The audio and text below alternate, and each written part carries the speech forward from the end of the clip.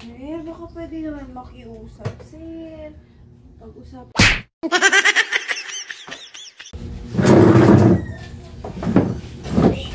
Uy, sir! Oh. Kamusta naman yung ulam ko? Ano pangalan mo ulit? Joby. Joby. Pasok ka muna, sir. Sige. Halika dito. Upo ka muna. Sige. Ayan, sige, salamat. Salamat, ma'am. Oo. Joby. Oo, baka naman pwede. Joby. Naku, ma'am. Pasensya na, oh. Joby Pullante X. Ma'am, pasensya na, ma'am.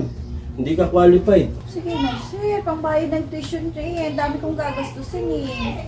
Pambayad ng kuryente, tuition ng mga anak ko. Sige na, sir. Baka maputulan kami. Pag-iisipan ko muna, ha. Ano ko sa boss ko. Sir, baka pwede naman makiusap, sir. Pag-usapan naman natin yan, sir. Kasi dito, nakiusap na talaga ako sa amo ko, sa boss ko. Pero ang sabi niya kasi, wala ka namang pinagkakakitaan, wala kang trabaho. Paano ka daw makakabayad linggo-linggo? Sige na, sir. Baka naman pwede, sir.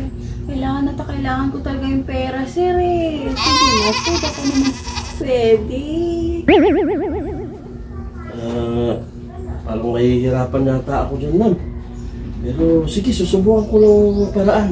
Talaga? Problema nga, Sige na, sir. Sige na, sir. Ako na bahala sa'yo, sir. paano ba magiging usapan natin yan? Basta, ako na bahala sa'yo, sir.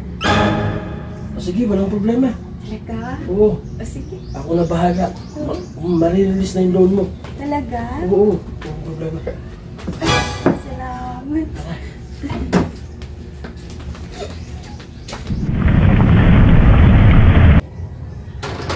Ma'am, O ano, sir? Pwede na ba ako marilisan? pwede naman, akong bahala sa'yo. Ako na rin magbabayad ng linggo-linggo mo. Talaga? Oo, ng weekly mo, ako na rin magbabayad nun. Ito. Hindi talaga. Ito. Ito yung pera, ha? Bilangin mo, ha? Ito, sir. Sige. Salamat, ha? Bye, sir. Pwede mo isa pang piece? Thank you, sir. Sige. Sige, bye.